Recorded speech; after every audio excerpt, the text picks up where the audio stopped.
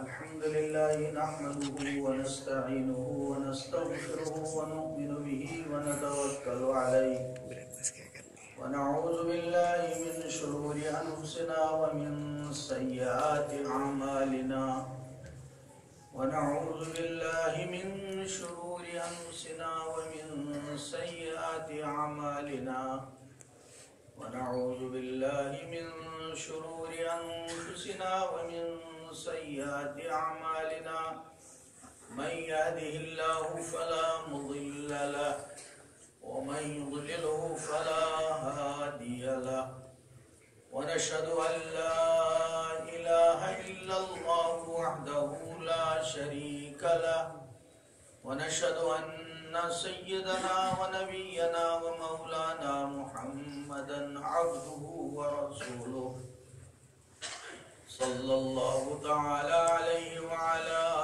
آله وأصحابه وأزواجه وذرياته وبارك وسلم تسليما كثيرا كثيرا أما بعد فأعوذ بالله من الشيطان الرجيم بسم الله الرحمن الرحيم ألهاكم التكاثر حتى زرتم المقابر كلا سوف تعلمون ثم كلا سوف تعلمون وقال في آخر السورة ثم لتسألن يومئذ عن النعيم وقال النبي صلى الله عليه وسلم اغتنم خمسا قبل خمس حياتك قبل موتك وشبابك قبل هرمك وصحتك قبل سقمك وفراغك قبل شكرك وغناك قبل فقرك أو كما قال عليه الصلاة والتسليم صدق الله المولانا العظيم وصدق رسوله النبي الكريم ونحن على ذلك من الشاهدين والشاكرين والحمد لله رب العالمين اللهم صل على محمد وعلى آل محمد كما صليت على إبراهيم وعلى آل إبراهيم إنك حميد مجيد اللهم بارك على محمد وعلى آل محمد كما باركت على إبراهيم وعلى آل إبراهيم إنك حميد مجيد. صبح سویرے سے چل رہے 6 بجے سے اور جمعہ پہنچے 3 بجے، تھک چکے دن بھر. انتظار کرنے والے بھی تھک گئے لیکن ان کا حق ہے. اور مولوی عنایت اللہ چائے کا کپ مفت پلانے سے رہے. انہوں نے کہا جمعے کے بدلے اب قضا کرو مغرب بعد. اللہ ہم سب کے جمع ہونے کو قبول فرمائے، کہنے اور سننے کو اللہ تعالیٰ قبول فرمائے. وہ بات کہی جائے جس سے اللہ راضی ہو، وہ بات ہماری سمجھ میں آئے، پھر اللہ ہم سب کو عمل کرنے کی توفیق عطا فرمائے اور وہ عمل ہمارے نام اعمال میں جمع ہو. عمل کرنا مستقل مسئلہ ہے، پھر اس عمل کا قبول ہونا مستقل مسئلہ ہے، اور اس عمل کا قیامت کے دن ہمارے نام اعمال میں موجود ہونا یہ بھی مستقل مسئلہ ہے. کیونکہ بہت سے اعمال ایسے ہوں گے کیے، واقعی کیے، مگر قیامت میں وہ موجود ہی نہیں ہوں گے.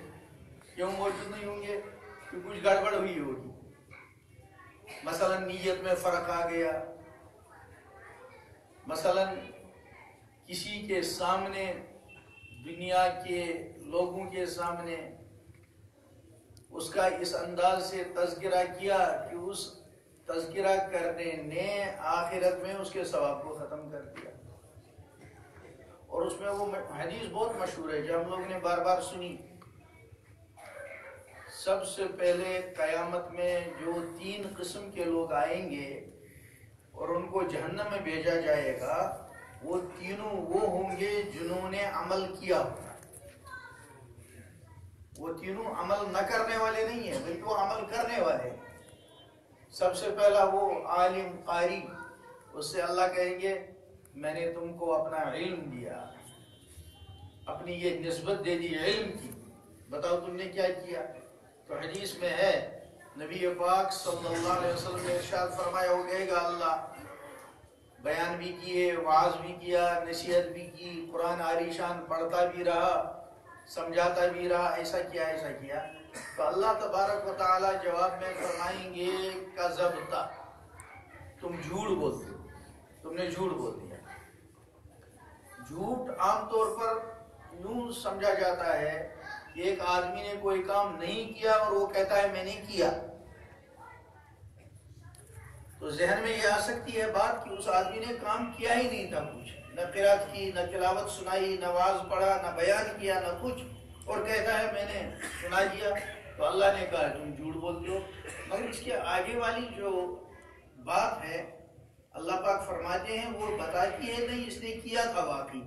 اللہ اس کو یہ کہیں گے کہ تم نے جو کچھ کیا یقیناً واقعی کیا، لیکن تمہارے دل میں یہ تھی کہ لوگ خوش ہوں گے اور کہیں گے کتنا اچھا قرآن پڑھنے والا ہے، کتنا اچھا بیان کرنے والا ہے، کتنا اس کی بات میں اثر ہے۔ تمہارے دل میں یہ بات تھی، اس لیے جو تمہارے دل میں بات تھی وہ لوگوں نے کہہ دیا، وہ تو بہت خوش ہوتے تھے، کتنا عالیشان قاری ہے، کتنی اچھی نماز اس نے پڑھائی، کتنا اچھا بیان اس نے کیا، کتنا اچھا واعظ اس نے کہا۔ فقط قیل، وہ لوگوں نے کہہ دیا۔ تو اب یہاں کیا ڈھونڈتے ہو؟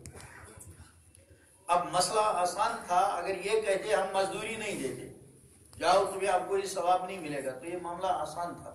مگر اس کے بعد کا جو دوسرا جملہ ہے وہ ہے بڑا مشکل۔ وہ کیا ہے؟ یوں کہا جائے گا کہ اس نے یہ گڑبڑ کی ہے، جو عمل اللہ کے لیے کرنا تھا وہ اس نے غیر کے لیے کیا، لہذا اس کو سزا دو۔ اور سزا کیا ہے؟ فَصُحِبَ عَلَى وَجْهِهِ فِي النَّارِ، ناک میں نکیل کر کے منہ کے بل گھسیٹ کر اس کو جہنم میں ڈال دیا جائے۔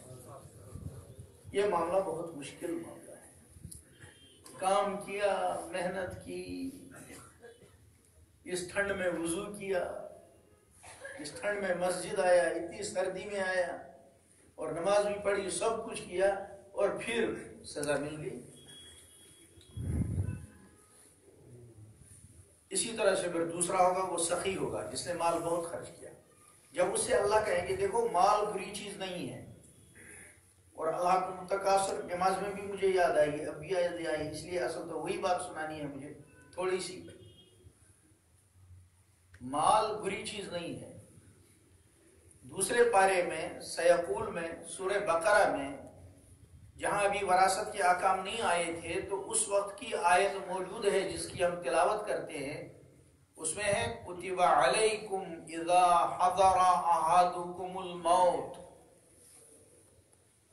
تمہارے لیے حکم یہ ہے کہ جب کسی کو موت کا وقت آئے، ان طرح کا خیر اگر اس نے چھوڑا دنیا میں، خیر یہاں خیر سے مراد مال ہے، تو آگے ہے وصیت کرنی چاہیے۔ اس وقت تک وراثت والی آیتیں نہیں آئی تھی، تو اس وقت حکم یہ تھا کہ یہ مال والا جو دنیا سے جا رہا ہے یہ اس مال کی وصیت کر دے، رشتہ داروں کو یہ دینا، ماں باپ کو ایسی ایسی چیزیں۔ بعد میں وراثت کے احکام آئے، پھر اس کی ضرورت نہیں رہی، تو وہاں مال کو لفظ تعبیر کیا خیر۔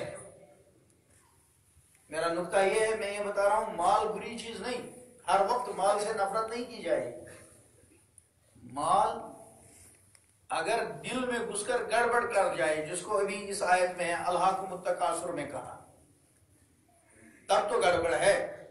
لیکن اگر وہ قرآن نے جس کو کہا خیر، خیر بنا، جیسا حضرت عثمان ذی النورین رضی اللہ عنہ، جانتے ہو حضرت عثمان کو سب سے پہلا خلیفہ ہیں حضرت ابوبکر صدیق رضی اللہ عنہ، ان کے بعد امیر المومنین خلیفۃ المسلمین ہوئے حضرت عمر فاروق رضی اللہ عنہ، ان کے بعد امیر المومنین خلیفۃ المسلمین ہوئے حضرت عثمان ذی النورین رضی اللہ عنہ۔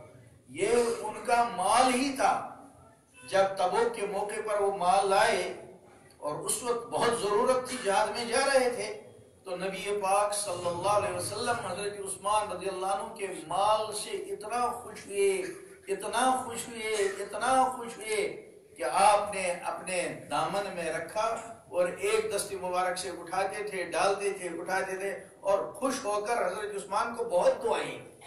تو مال یا تو ایسا ہو کہ جس کے ذریعے سے پیغمبر کی دعائیں مل گئی، اور وہاں کی ایک دعا بھی بہت بڑی چیز ہے.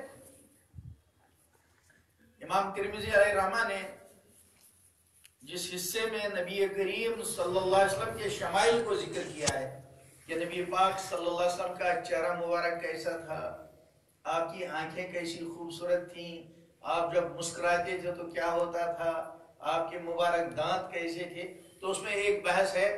اس میں یہ ہے، ایک صحابی آتے ہیں، وہ کہتے ہیں میں نبی پاک صلی اللہ علیہ وسلم کے پاس پہنچا، تو اس کے بعد نبی پاک کچھ بات ہوئی تو حضور صلی اللہ علیہ وسلم نے فرمایا مجھے کہ اللہ تمہاری مغفرت فرمائے. اتنا کہہ دیا. تمام صحابہ اس قدر خوش ہو گئے اس ایک لفظ سے، کہنے لگے تمہارا تو بیڑا پار ہو. اور کیسے ہو گیا؟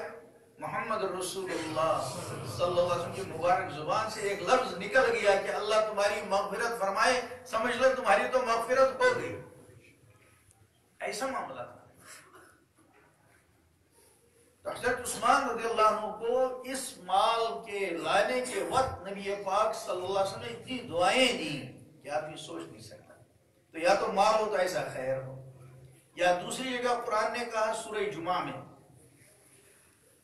یا ایھا الذین آمنوا اذا نودی للصلاة من یوم الجمعة فاسعوا الى ذکر اللہ وذروا البیع ذلکم خیر لکم ان کنتم تعلمون. اس کے بعد ہے فَإِذَا قُضِيَتِ الصَّلَاةُ فَانتَشِرُوا فِي الْأَرْضِ. جب جمعے کی نماز مکمل ہو جائے تو زمین میں پھیل جاؤ. پھر کیا کرو؟ وَابْتَغُوا مِن فَضْلِ اللَّهِ. اللہ کا فضل تلاش کرو. یہاں مال کو، رزق کو اللہ کا فضل کا بری چیز نہیں ہے، اچھی چیز ہے، بشرطے کہ وہ ایسی ہی ہو جو اللہ کا فضل بنے، جو خیر بنے، جس سے دعائیں ملنے لگیں. تو اس آدمی سے اللہ پاک کہیں گے میں نے تم کو مال دیا، بتاؤ کیا کیا، وہ بتائے گا.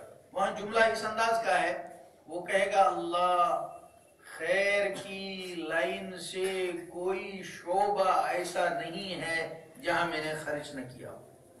مطلب یہ ہے کہ خیر کی لائنیں جتنی ہیں اس نے دیا ہوگا. مسجد بھی بنائی ہوگی، مدرسے میں چندہ بھی دیا ہوگا، یتیم کو بھی پالا ہوگا، بیوہ کی مدد بھی کی ہوگی، غریب لڑکی کی شادی بھی کی ہوگی، کہیں سڑک بھی بنائی ہوگی، کہیں کنواں بھی بنایا ہوگا، کسی کو پانی بھی پلایا ہوگا، کسی کی مدد بھی کی ہوگی. جو کچھ بھی خیر کی لائن سے جو کچھ کیا تو اس کو بھی واپس اللہ کہیں گے کذبت، تم نے جھوٹ بولا ہے.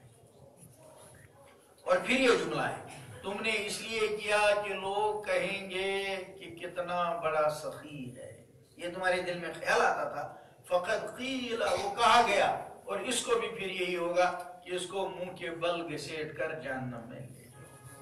اور تیسرا اس حدیث میں بیان کیا گیا شہید کو جب اللہ اسے کہیں گے میں نے جان دی، طاقت دی، قوت دی، وہ کہے گا اللہ جان کے علاوہ میرے پاس تھا ہی کیا، وہ دے دی تیری راہ میں. تو اس کو بھی واپس کہیں گے اسی طرح جھوٹ بولتا ہے کیونکہ تمہارے دل میں یہ چیز لوگ کہیں گے کتنا بڑا بہادر.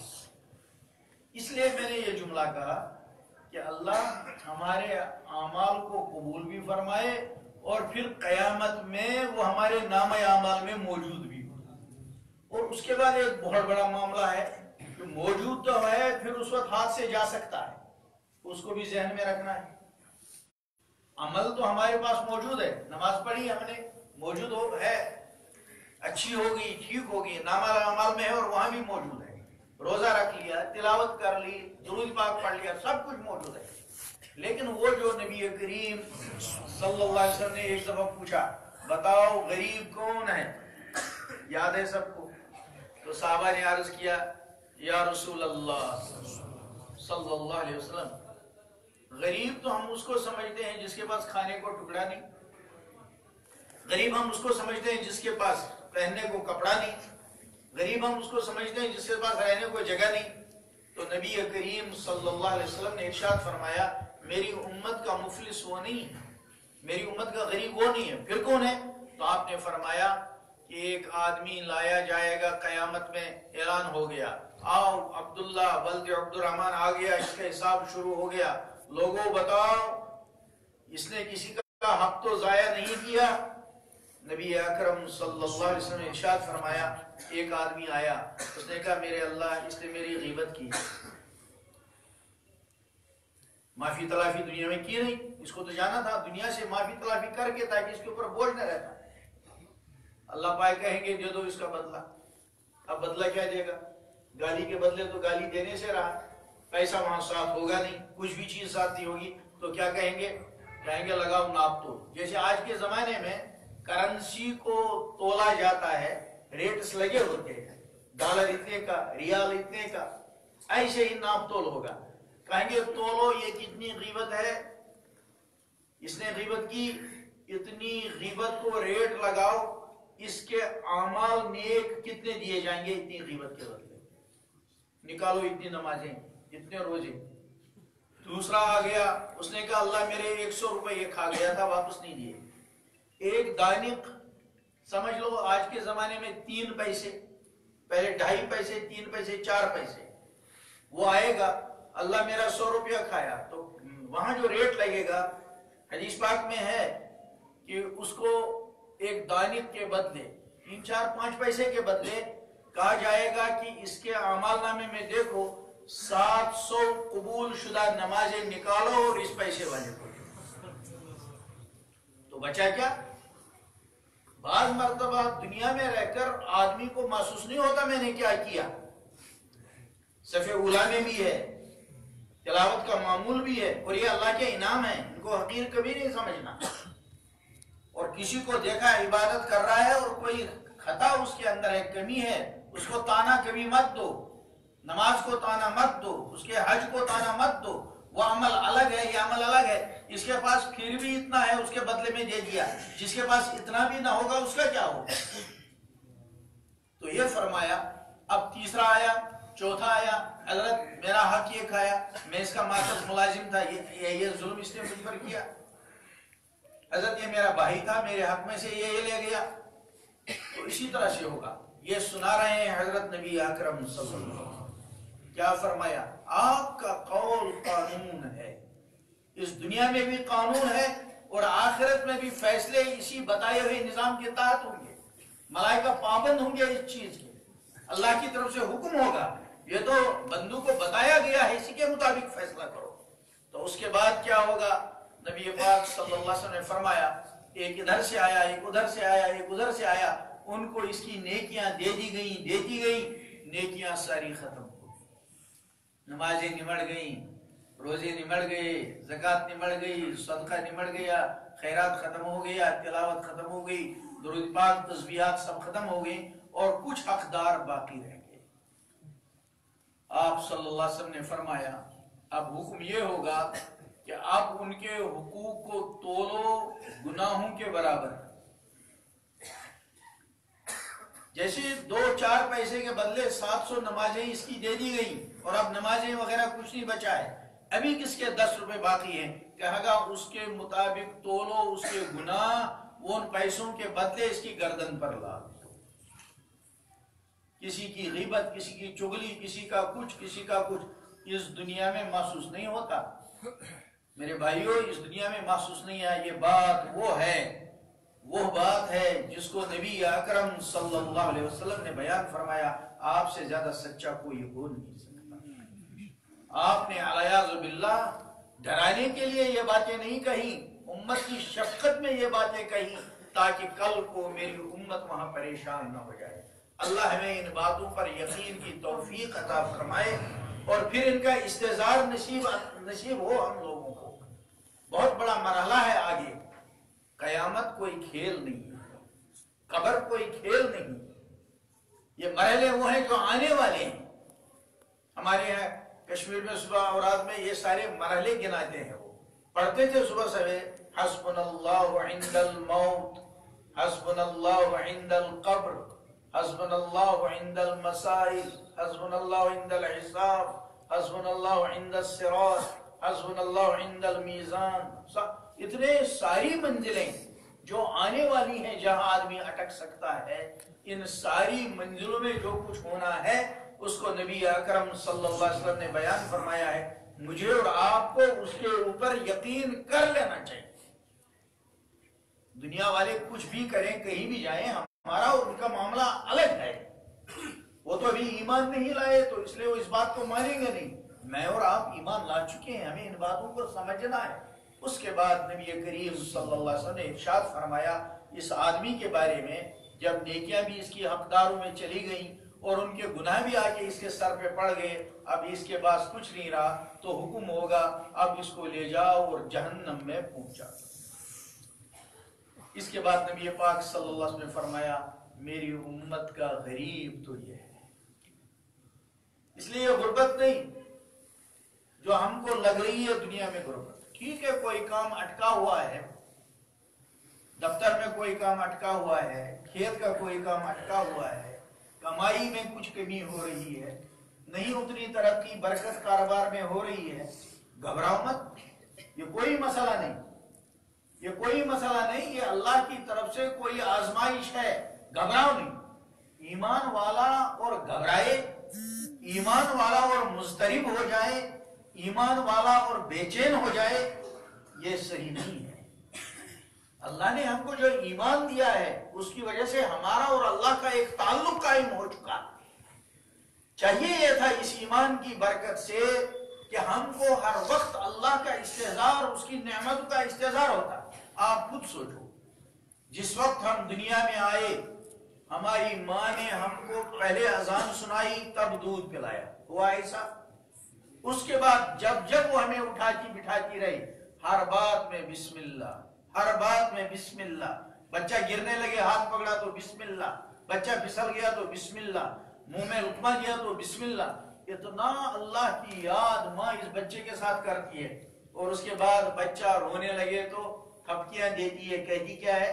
اللہ اللہ اللہ اللہ اللہ اللہ. جیسے ماں اپنے بچے کو ذکر کراتی ہے، سمجھ لو دیوانو کہاں اللہ کو بھول گئے.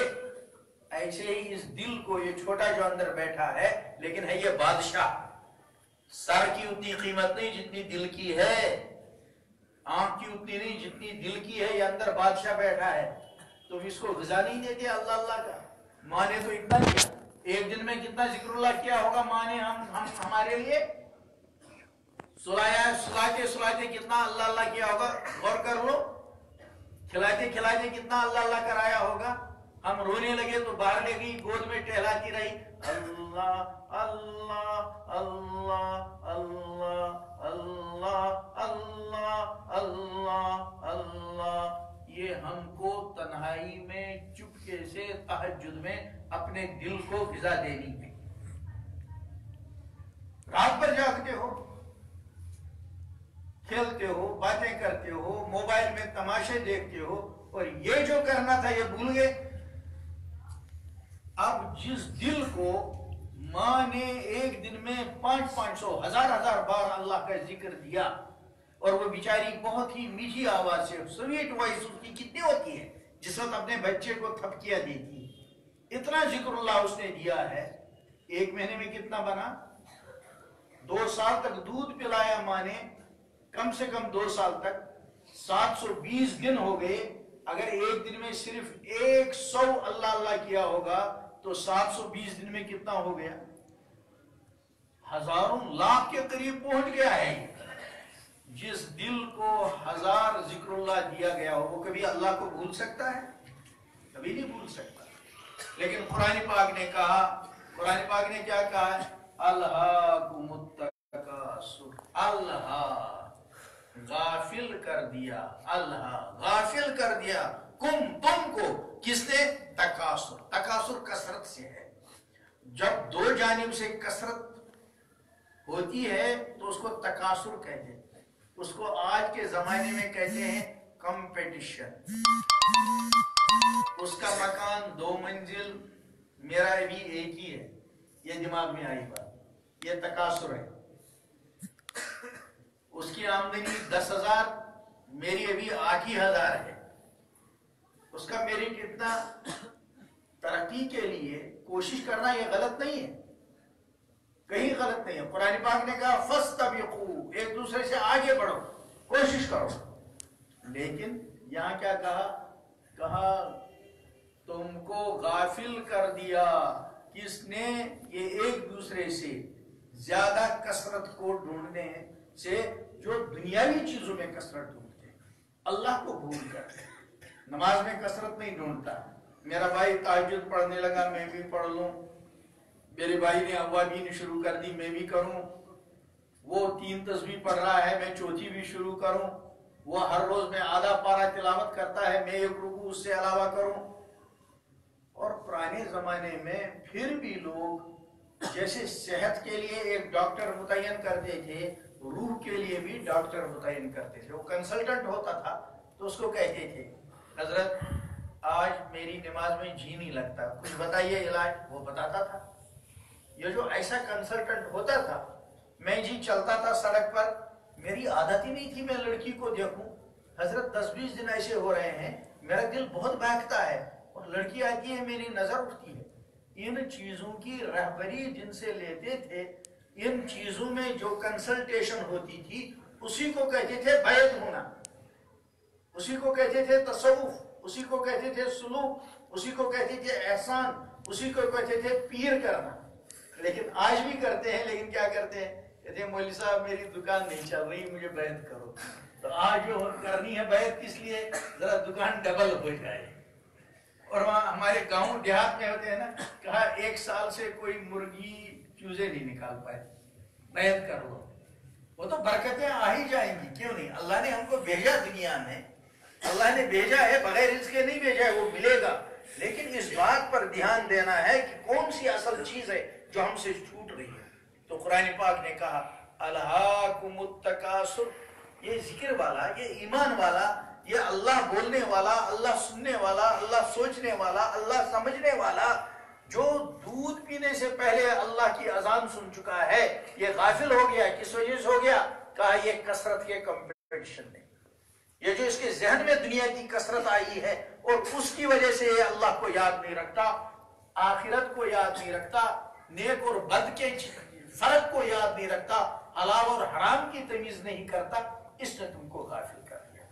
اور فرمایا شیطان سمجھاتا ہے کل ٹھیک کر لو گے، پرسوں ٹھیک کر لو گے. ہماری بھی زندگی میں جانے کتنے ایسے مرحلے آئے، سوچا آج شام کو توبہ کر لوں گا ٹھیک کر لوں گا، پھر سوچا شام کو کل صبح کروں گا، کل صبح سوچا آج شام کو کروں گا، پھر سوچا پرسوں کروں گا. ایسا جو بھی دھیان سے سوچے گا اس کو محسوس ہوگا کہ شاید آج کل کرتے تو سال بھر چلا گیا. اور قرآن کہتا ہے تمہاری یہ کیفیت، یہ غفلت کی کیا ہوئی؟ حتی زرتم المقابر، یہ تو غفلت تمہارے ساتھ اتنی زیادہ طویل ہو گئی یہاں تک کہ تم نے مقبرے کی زیارت کر لی. یعنی تم قبر میں بھی پہنچ گئے لیکن اس نے تمہارا پیچھا نہیں چھوڑا. اور پھر آگے وہ تنبیہ ہے جو قرآن کا مزاج ہے، کلا سوف تعلمون ثم کلا سوف تعلمون، ان قریب جانو گے آگے کا معاملہ. کلا لو تعلمون علم الیقین لترون الجحیم ثم لترونها عین الیقین. اور آخر میں ہے ثم لتسألن یومئذ، کیا کہا؟ ثم، پھر، لتسألن، تم سے ضرور بے ضرور سوال کیا جائے گا، پوچھا جائے گا، یومئذ، اس دن، عن النعیم، نعمتوں کے بارے میں. میرے بھائی اس بات کو سمجھو، جس کے پاس آنکھوں کی بینائی ہے جب وہ دیکھے گا اس شخص کو جس کے پاس آنکھوں کی بینائی نہیں، بتاؤ اس کے پاس کتنی بڑی نعمت ہے. اس سے یہ سوال ہو سکتا ہے کہ بتاؤ یہ بیچارہ بینائی سے محروم تھا اور تمہیں میں نے بینائی دی تھی، بتاؤ اس کا استعمال کیا کیا. آج ہماری آنکھ سے ایک دن میں 10-20 ایکسیڈنٹ ہوتے ہیں بری نظر سے، کہ اس کو دیکھا، اس کو دیکھا، سوچا بھی نہیں مجھے دیکھنا چاہیے یا نہیں. لیکن اگر کل کو پوچھا کہ تمہیں جو بینائی دی تھی اور اس بیچارے کو بالکل نہیں دی تھی، بتاؤ اس کا بھی تو حق بنتا تھا، تم کو دیا ہے، تم نے کیا حق ادا کیا؟ تو ہمارے پاس جواب نہیں۔ یہ تو ایک مثال آنکھ کی دی۔ کتنے لوگ ایسے ہیں، کتنے لوگ ایسے ہیں ان کے پاس مال بہت ہے لیکن نیند ان کے پاس نہیں ہے۔ بہت ایسی دنیا ہے، مال ہے لیکن بیڈ پر آئے اور کروٹیں لے رہے ہیں۔ ہم نے دیکھا ایسے مزدوروں کو، میں بھی بچپن میں جب پڑھتا تھا دیوبند، پھر رمضان میں آتا تھا، تراویح سناتا تھا، تو میں بھی جنگل، فجر کی نماز پڑھتے ہی جنگل جاتا تھا لکڑی لینے۔ جنگل جاتے ہیں جیسے گاؤں دیہات کے لوگ، ایسے ہم بھی جاتے تھے لکڑی لانے، پھر زور تک واپسی ہوتی۔ تو ہم دیکھتے تھے ایسے لوگ بظاہر ان کی کوئی مالی حیثیت نہیں، غریب، لکڑی کا گٹھر لے کر آیا۔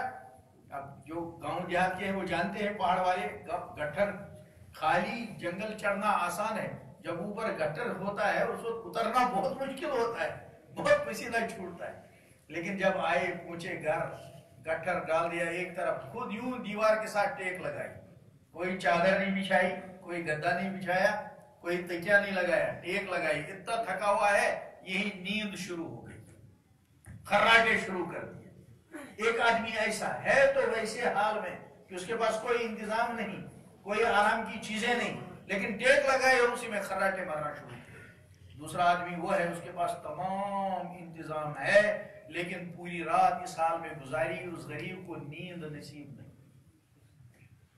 اس کے پاس کتنی بڑی نعمت، ٹھیک ہے اس کے پاس عالی شان بنگلہ نہیں ہے، لیکن یہ نیند کا وقت پر آنا اور بے فکر ہو کر خراٹے لینا، یہ کوئی نعمت نہیں؟ یہاں ہم سے چوک ہو رہی ہے۔ نبی اکرم صلی اللہ علیہ وسلم کی ایک چھوٹی سی حدیث میں سناؤں، اب میں ختم کر رہا ہوں۔ فرمایا من اصبح منکم، تم میں سے جو آدمی صبح اس حال میں کرے، صبح کو وہ اٹھا اس حال میں، آمنن فی سربہ، کہ وہ اپنا جو بھی اس کا گھونسلہ ہے، چھوٹی جھونپڑی ہے یا مکان ہے یا عالیشان بنگلہ ہے، وہ صبح اٹھا آمنن، بالکل بے خوف اور حفاظت کے ساتھ، اس کے سر میں درد نہیں، اس کا موڈ خراب نہیں، بہت اچھا ہوا۔ ایک تو اٹھا وہ صبح آمنن فی سربہ، رات کو کھٹکھٹایا نہیں کسی نے، پریشان نہیں ہوا، ڈراونا خواب نہیں دیکھا۔ فرمایا جو آدمی صبح اس حال میں اٹھا، معافن فی جسدہ، اور بدن اس کا ٹھیک ٹھاک، کہیں پھنسی نہیں نکلی تھی، الٹی نہیں آئی، پیٹ میں گڑبڑ نہیں ہوئی تھی، کچھ بھی ہو سکتا ہے رات کو، فرمایا جسم بھی ٹھیک ٹھاک تھا۔ تیسری بات بتائی وَعِنْدَهُ قُوتُ يَوْمِهِ، اور اس شخص کے پاس گھر میں ایک دن کا گزارا ہے۔ مانو 4 بچے ہیں اور وہ ہیں، 1 کلو چاول ہے، 1 کلو آٹا ہے، 5-10 کی بات نہیں ہوئی، ایک دن کی، ایک دن کا ان کے پاس غذا کا انتظام ہے۔ یہ کوئی عام آدمی نہیں کہہ رہا ہے کہانی، وہ جن کی بات قانون ہے، وہ جن کی بات اصول ہے، وہ جن کی بات قیامت میں فیصلہ ہے، وہ جن کی بات ضمانت اور گارنٹی ہے۔ فرمایا وہ شخص جو صبح اٹھا اس حال میں کہ وہ اپنے گھر میں صحیح سالم تھا، ٹھیک ٹھاک تھا، کوئی پریشانی اس وقت تھی نہیں، اور بدن اس کا بالکل صحیح سالم تھا، اور تیسری چیز ایک دن کی روزی اس کے پاس تھی۔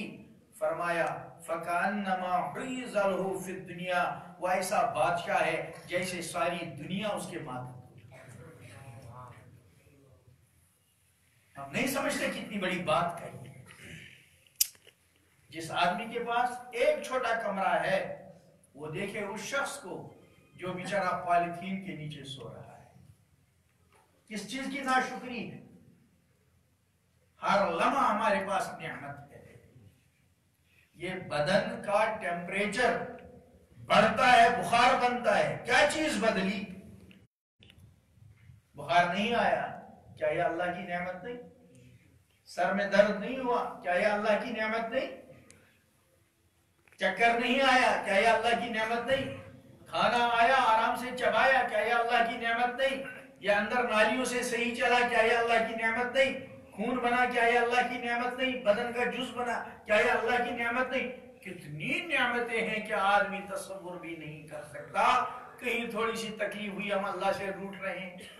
اب اس آیت جو میں نے پڑھی، جو کہا قیامت میں نعمتوں کے بارے میں سوال ہوگا، اس کے بارے میں اسی شمائل میں ایک واقعہ ہے. کیا ہوا؟ گرم دوپہر تھی. آپ میں سے جو لوگ گئے ہوں گے حج کو، عمرے کو، دیکھا ہوگا انہیں کتنی گرمی ہوتی ہے. جو گئے اللہ ان کو دوبارہ بلا دے، اور جو ابھی نہیں جا سکے اللہ ان کے لیے دروازہ کھولا. غیب سے کھلتا ہے دروازہ، اور وہاں کا دروازہ کھلتا ہے تڑپ پر. اور مولا روم عجیب لکھتے ہیں، کہتے ہیں ایک دن کیا ہوا، وہ چونٹیاں، کوے، طوطے، کبوتر یہ سب اکٹھے بیٹھے تھے، میٹنگ کر رہے تھے. تو سب کوئی کچھ کہہ رہا ہے، کوئی کچھ کہہ رہا ہے. تو یہ چونٹی بولی، کہنے لگے میری بھی بات سنو. انہوں نے کہا کیا؟ کہا میرا جی چاہتا ہے میں کعبہ دیکھوں. تو سب بہت زور زور سے ہنسے. تو اردو والے کہتے ہیں نا محاورہ، یہ منہ اور مسور کی دال.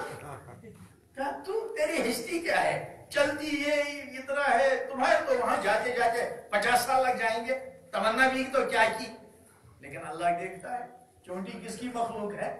اللہ کی. اور ہاتھی کس کی مخلوق ہے؟ وہ تو ہماری نظر میں یہ چھوٹا اور وہ بڑا ہے. اللہ کی نظر میں تو کسی کو حیثیت ہے.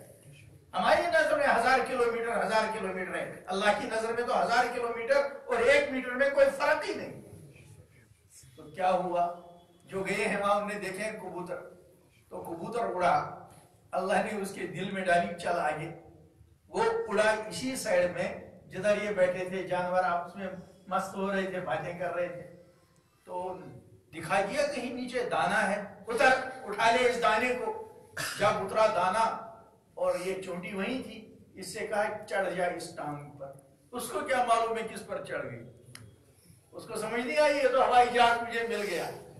وہ تو چڑھ گئی.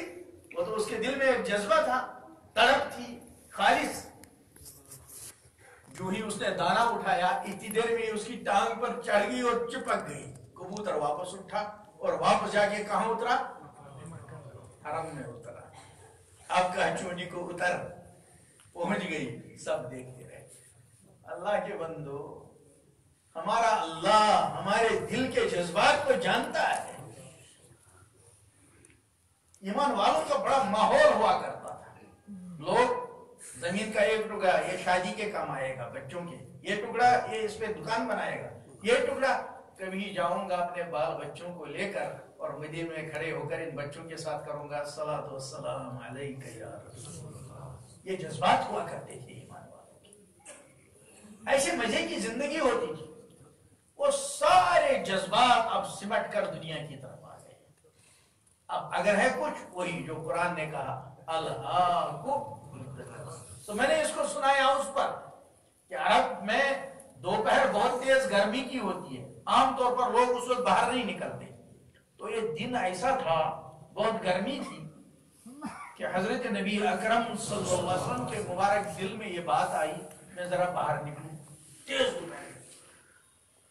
اس پر علماء بہت بحثیں کرتے ہیں، اس سے بہت سے مسائل ثابت کرتے ہیں، ظاہری بھی باطنی بھی. اس کو ایک عجیب لفظ وہاں کہتے ہیں ربط قلب، جس کو ہوتا ہے اپنے پیر کے ساتھ، شیخ کے ساتھ، تو وہ دل میں اثر ڈالتا ہے دوسرے کے.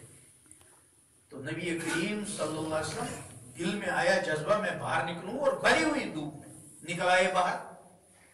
ذرا سی دیر ہوئی تو سامنے سے تشریف لائے حضرت ابو بکر صدیق رضی اللہ عنہ.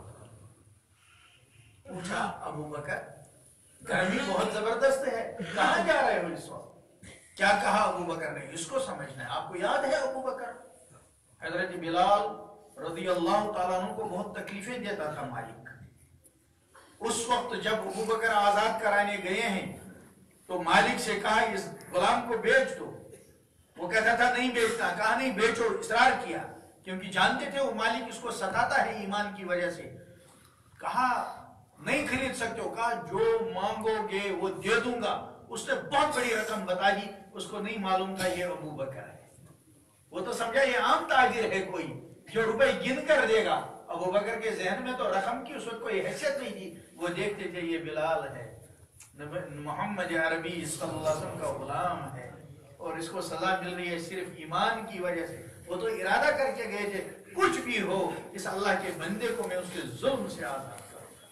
اس نے جب کہہ دیا اتنی رقم، ابو بکر نے کہا فوراً. وہ ابو بکر جو 100 روپے کی چیز کو 1000 میں خرید گیا اللہ کے لیے، اس وقت اس حال میں ہیں.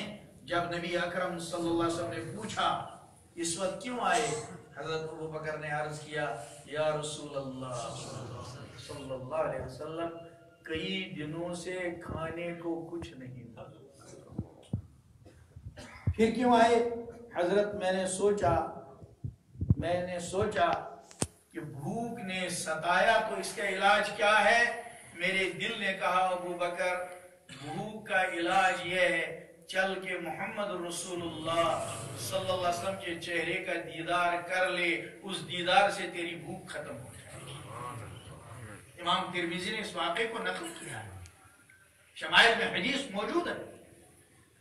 ابھی دونوں حضرات کھڑے تھے، اتنی دیر میں تشریف لائے دوسرے یار حضرت عمر فاروق رضی اللہ عنہ. ان سے بھی یہی سوال کیا ما جاء بک یا عمر، عمر اس بڑی دھوپ میں، تپتی دھوپ میں کہاں؟ انہوں نے بھی یہی جواب. کون عمر؟ جانتے ہیں آپ عمر؟ اللہ اکبر، کوئی عام مزدور نہیں، کوئی عام غریب نہیں، عمر تاجر. اللہ اکبر. لیکن اس وقت دین پر قربانیاں دیتے یہ حال ہے. عمر نے کہا حضرت کئی دن سے کچھ نہیں کھایا. عمر جتنے برداشت والے تھے، لیکن فرمایا کہ آج اتنے دن ہو گئے کھائے ہوئے کو کہ بھوک نے ستایا. فرمایا پھر کیا کیا؟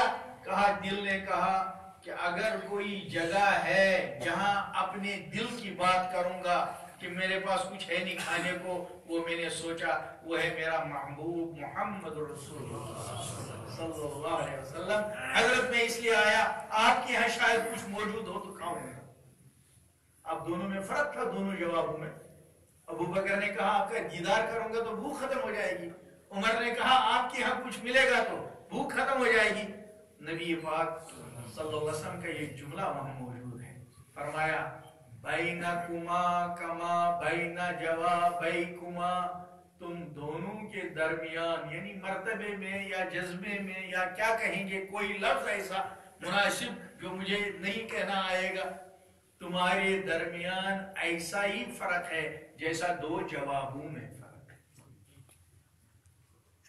اور گھر میں دو جہاں کے سردار آقا محمد رسول اللہ صلی اللہ علیہ وسلم کے گھر میں بھی کچھ نہیں. اس لیے یہ کہا چلو اب سامنے چلے. اب مدینہ کھجوروں کا ماحول، تو سامنے جو باغ تھا وہ ابو الہیثم کا تھا، انصاری کا. جیسے یہاں بھی جب فصل تیار ہوتی ہے تو لوگ پھر جاتے ہیں کچھ دن باغوں میں ہی تاکہ دن رات کام کرے وہاں. تو ابو الہیثم بھی انہوں نے اس باغ میں لگایا تھا وہی جھونپڑا جیسا، جیسے یہاں چٹائیوں کا جھونپڑا ہمارے یہاں بھی بناتے ہیں، ایسا ہی وہاں پہنچے بھی دوری تھے. معلوم کیا کہاں ہے، تو وہاں ان کی اہلیہ تھی اندر. انہوں نے آواز دی کہ حضرت وہ ٹھنڈا پانی لینے گئے. اب یہ حضرات کھڑے ہیں ابھی باغ میں چل رہے ہیں. اتنی دیر میں ابو الہیثم نے جو دور سے دیکھا، اللہ اکبر. دیوانوں، ہم کو بھی اگر کبھی قیامت میں ایسا نصیب ہو جائے جو ہماری ٹوٹی پھوٹی جھونپڑی ہو اور اس میں کبھی تشریف لائے محمد رسول اللہ، کیسے ہو جاؤ گے؟ کیسا مزہ آئے گا. اور یہ ایمان کی برکت سے ملنے والا ہے.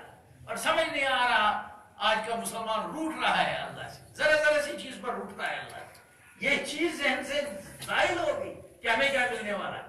ابو الہیثم نے جب دیکھا تو حدیث کا جملہ ہے یفتی بہ ابہ و امہ، کہ وہ دور سے آیا. صحابہ کی عادت تھی، وہ جب بات کرتے تھے پہلے کہتے تھے فداک بابی و امی یا رسول اللہ. بات کرنے سے پہلے کہتے تھے یا اللہ کے رسول میرے ماں باپ آپ پر فدا. پہلے یہ جملہ کہتے تو یہی کہا یفتی کہ ابو الہیثم آئے یہی فدا کرتے ہو یا رسول اللہ آپ کیسے میرے باغ میں آئے. اردو والے کہتے ہیں باچھیں کھل گئی، اتنے خوش ہو گئے کہ آج میرے باغ میں آفتاب مہتاب آ گئے. اور دوڑ کے آئے. اب سوچا کیا کروں, تو اس میں محدثین بھی عجیب ہیں, صحابہ اللہ 7 p.m. بات کو, اس کیفیت کو, اس انداز کو نقل کیا ہے. کہا ایک دم راستے میں ہی کھجور توڑنے لگے, اور اس میں یہ نہیں دیکھا پک کون سی گئی ہے اور کچی کون سے, سب کو اکٹھا کر کے توڑ کے لائے. تو نبی پاک صلی اللہ علیہ وسلم سے فرمایا یہ کیا کیا؟ بولا ہے صاحب کچی بھی توڑ لائے پکی بھی توڑ لائے. عرض کیا یا رسول اللہ, کہاں یہ سوچتا, میں نے سوچا کیا پتا آپ کو کچی پسند ہے, کیا پتا آپ کو پکی پسند ہے, مجھے تو معلوم نہیں تھا, جو کچھ تھا میں آپ کے لیے لے کر آیا.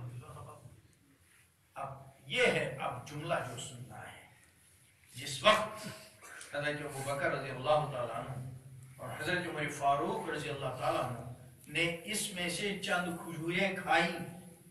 آپ سوچتے ہیں عام آدمی گھر سے نہیں نکلے گا یوں ہی جب تک بہت دن ہوئے ہوں گے فاقے سے.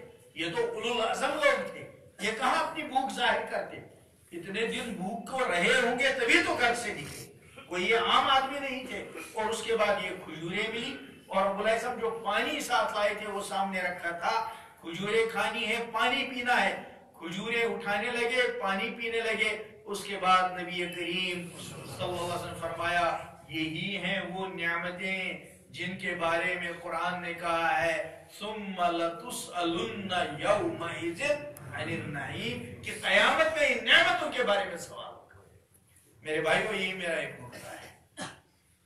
ان حضرات کو اتنے دنوں کے بعد چند کھجوریں ملی, وہ بھی کچی پکی, اور پانی ملا. اس پر خود نبی کریم صلی اللہ علیہ وسلم فرماتے ہیں کہ ان نعمتوں کے بارے میں قیامت میں سوال ہوگا. ذرا دھیان دے دو میرے بھائیو اپنے گھروں میں. میں جوانوں سے کہتا ہوں کتنی پینٹیں تمہارے گھروں میں بیکار پڑی ہیں, کیا دھو کر کسی غریب کو نہیں دے سکتے؟ کتنی جیکٹیں پڑی ہیں, کتنے کرتے پڑے ہیں, کتنی ٹوپیاں پڑی ہیں, کتنے کپڑے ہمارے یہاں ایسے بے عزتی کے ساتھ پڑے ہوئے ادھر ادھر ادھر. آدمی جائزہ لے, ہمارے پاس نعمتوں کا انبار ہے, ہمارے پاس نعمتوں کا انبار ہے. ایمان والا اپنی حیثیت کو بھول گیا, ایمان والا اللہ کی طرف سے ملی ہوئی نعمتوں کو بھول گیا. یہ ظاہری نعمتیں, یہ باطنی نعمتیں, اور پھر ہمارا ایمان والوں کا دل کیسا پیارا ہوتا ہے. کبھی دھیان دیا دنیا والوں کو دیکھو بھائی, دنیا والوں کے یہاں تو صرف رسمیں ہیں, اس کے بعد دنیا سمجھتی ہے یہ کیا ہے. ایمان والے کے پاس تو اندر کی محبت ہے. ایمان والا ماں کو دیکھے تو محبت, باپ کو دیکھے تو محبت, بھائی کو دیکھے تو محبت, پڑوسی کو دیکھے تو محبت, مظلوم کو دیکھے تو محبت, غریب کو دیکھے تو محبت. ایمان والے کا ماحول ہی کچھ دوسرا ہے, اور ایمان والے کی دنیا ہی کچھ دوسری ہے. اس لیے چاہے وہ کسی حال میں بھی ہوتا ہے, جب ایمان والا ایمان کے پاور کے ساتھ ہوتا ہے, چاہے وہ دنیاوی طور کیسے بھی حال میں رہے, کبھی اس کی پیشانی پر شکن نہیں. اس لیے میرے بھائیوں یہ نیت کر لو کہ اپنے ایمان کو پھر تازہ کریں, اور جو ہمیں ایمان کی نعمتیں اللہ نے دی ہیں ان کی طرف دھیان دیں گے. اللہ کی ناشکری مت کرو, اللہ کی ناشکری مت کرو. ہماری جانوں کے اندر, ہمارے بدنوں کے اندر, ہمارے مالوں کے اندر, ہمارے گھروں کے اندر, ہمارے اعمال کے اندر اللہ کی نعمتوں کا ایک انبار, نعمتوں کی برسات ہم پر موسلادھار بارش کی طرح برس رہی ہے, لیکن ہم دھیان نہیں دیتے. اور اللہ نے ہم کو چنا ہے, ایمان دیا اس لیے کہ اللہ نے ہم کو چنا ہے اپنے لیے. اور کیا چاہیے؟ اللہ نے اپنے دروازے پر ہم کو لا کھڑا کیا. کیا آپ نہیں سوچتے ہم اس وقت جس محبت کے ساتھ اس مسجد میں آئے, کیا اس کا کوئی بدل دے سکتے ہو پوری دنیا میں؟ جس پیار سے آئے کہ مغرب کا وقت آیا میں اللہ کے گھر میں جا رہا ہوں, جس پیار سے وضو کیا, جس پیار سے مسجد کے اندر قدم رکھا, جو جذبہ اللہ نے اندر ڈالا ہے, کیا یہ کوئی اللہ کی نعمتیں نہیں ہیں؟ اللہ نے ہم کو بہت نعمتیں دی ہیں. میرے بھائیوں شکر کی زبان آپ لاؤ اور اللہ سے باتیں کیا کرو. کیا مشکل ہے؟ اپنی زبان میں بولو. کشیر پٲٹھۍ ؤنِو خدا صٲبس سورُے دِتُکھ, पंजाबी में बोलो, गोजरी में बोलो, पहाड़ी में बोलो, किस में बोलो, किसी जुबान में बोलो, अल्लाह से जिस जुबान में मर्जी आए अल्लाह से बातें करो। तन्हाई में बैठ के अल्लाह से कहो, मेरे अल्लाह मेरी आंख कितनी अच्छी बनाई, आप मुझे बेगा भी तो बना सकते। अल्लाह आपने मेरी आंखों में लाइट कैसी अच्छी रखी, जो मुझे कॉलेज में देखता है मेरी आंख को देखकर फिदा हो जाता है, कहता है इसकी आंखें कितनी अच्छी। मेरी नाक को कोई देखता है, कहता है अल्लाह इसकी नाक कितनी अच्छी। ऐसी बातें अल्लाह से करके, अल्लाह मैं तो किसी लायक नहीं था, आप तो जानते हैं। दुनिया समझते हैं मैं बुजुर्ग हूं और मेरा दिल किधर किधर घूमता रहता है, अल्लाह आप जानते हैं। वो तो रास्ते से गुजरने वाली औरतें जानते हैं ये बूढ़ा है, सुबह दाढ़ी वाला, ये तस्बीह पढ़ रहा होगा। अल्लाह उनको तो ये भी पता नहीं मेरे दिल में उनके बारे में क्या ख्याल आ रहा है। अल्लाह आपने मुझे ऐसा बनाया, आप तो सब जानते हैं। अब मेरी जरूरत ये है, ये है, ये है, अल्लाह मुझे ये भी दे दे, ये भी दे दे। जब अल्लाह से ऐसी बातें करेंगे तो अल्लाह की मोहब्बत अंदर बढ़ेगी। मेरे भाइयों, हमारी सबसे बड़ी जरूरत अल्लाह की मोहब्बत का हमारे दिलों में है। और जब अल्लाह की मोहब्बत दिलों में आएगी फिर जिंदगी की लज्जत अजीब होगी। ये कायनात है क्या, कायनात की चीजों की हैसियत है क्या, ऐसे मदहोश हो जाओगे, ऐसे मदहोश। ये लड़के सड़कों पर चलते हैं, गाना गाते हैं, ये रास्तों में चलेंगे कुछ और, लेकिन जब ईमान वाला अल्लाह के नाम को अपनी मीठी आवाज से गाता है, उसकी स्वीट वॉइस में, हालांकि अभी अंदर उतना पावर नहीं आया, अभी प्रैक्टिस करता है। अल्लाह अल्लाह अल्लाह अल्लाह अल्लाह अल्लाह अल्लाह अल्लाह अल्लाह अल्लाह अल्लाह अल्लाह, फिर देखो दिल में क्या आता है। तुमने अल्लाह से कभी बात की नहीं, अल्लाह से मोहब्बत की नहीं। अगर हमने अल्लाह से बात की सिर्फ हमेशा ही अल्लाह मेरा बच्चा, अल्लाह मेरी सेहत, अल्लाह मेरा मकान, अल्लाह मेरा खेत, ये तो कहना ही है। अल्लाह से नहीं कहेंगे तो फिर किससे कहेंगे? लेकिन कुछ और भी तो अल्लाह से करना है। अल्लाह से मोहब्बत की भी बात करो, अल्लाह से मोहब्बत की बात करो, फिर देखो जिस अल्लाह ने हमको ईमान दिया है मोहब्बत से, वो अल्लाह हमको कितना नवाजे। अल्लाह मुझे भी तौफीक अता फरमाए, आप लोगों को भी तौफीक अता फरमाए। व आखिरु दावाना अनिल हम्दुलिल्लाह।